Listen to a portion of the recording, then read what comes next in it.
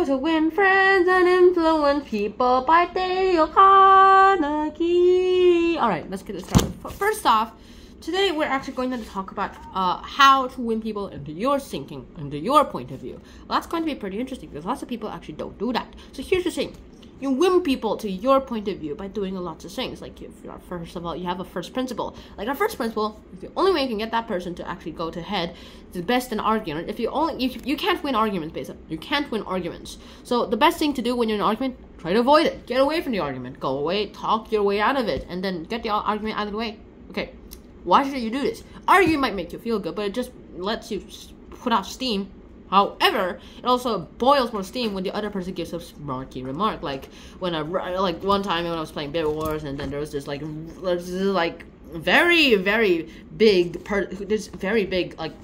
rager. He's like raging, and he's like, "Hey, you're a coward! You didn't fight me fairly. You weren't there in the middle, you fool. You gotta use fireballs to kill me. That's being a coward." And I'm like, "Dude, chill. It's just a game." And he's like, "It's not a game. It's my life. It's my life. I was at almost 100 win streak, and now you destroyed it by doing my 99 win streak."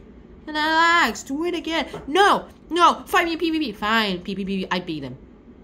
How dare you! Fight him 5 more times, he wins all those 5 times. Ha! I go ahead and run away and fireball him, and I win that 5 more times. Like, "Oi! You being a coward again!" And then I say, "I'm not being a coward. I'm being smart." Yeah. I wonder what his response was, but he rage quitted by the time I said that. Wait, our second principle is you have to show respect for the other person's opinion.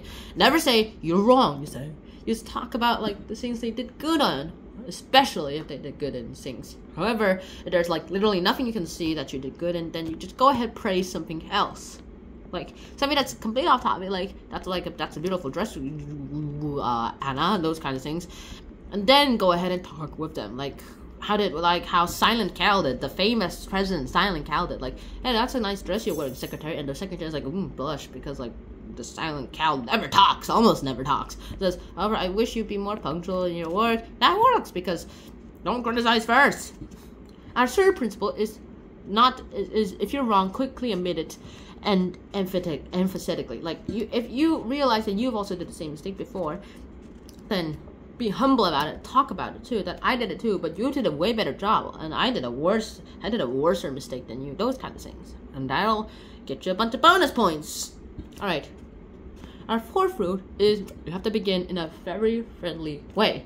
And since you're like in a very friendly way, you have to begin in a very friendly way. Since you just go ahead, talk to that person, praise them or something, as I've already said, and then go ahead from there.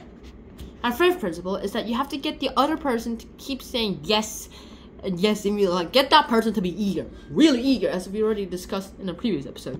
Now, as soon as you keep getting eager, there's a lot of things to do. So just go ahead, begin in a friendly way. Get other persons to say yes to me, like how Dune's offer, got his name, Frank Herbert did. Like when the car magazine came, said, "I like to publish that book, 3 books into 1 book. Yes, do it please." That's what Frank Herbert's reaction was, and just go ahead and do that. Make the other person do that.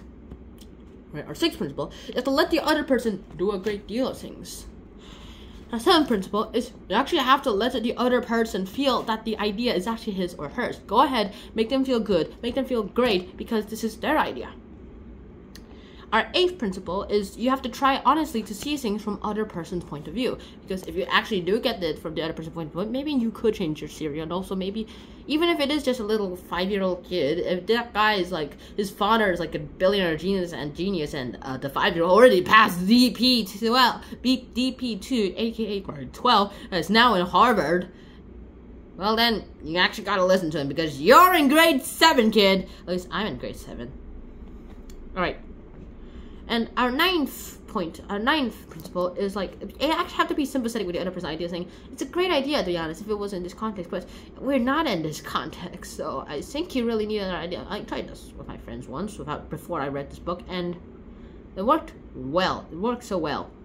Our 10th principle is you actually have to appeal to the nobler motives. Just say, "If you're doing this because of this, Also, if you don't say you have to sacrifice this for the greater good, no, that's cult-like thinking. Don't make a cult. Our 11th principle is you actually have to dramatize your ideas, make them dramatic. Also, not too dramatic, that would be awkward. Just dramatic enough, just a bit more than they actually are. Our 12th principle is you have to throw down a challenge. Once you throw down that darn challenge, you can go ahead and do anything. If none of these principles work, let's throw down a challenge. It's the only way you can get things to work. And that's about it. That's about it. So, there's a lot of things to actually say here that I would like to talk more, but right now, that's actually part 3. So just throw down a challenge, make it a challenge, and everything's great. I mean, who does not want to be the best YouTuber and outrank PewDiePie and Mr. Beast? That's it. Hope to see you guys soon. Until next time, sign out. Peace. Bye-bye. Wear a helmet.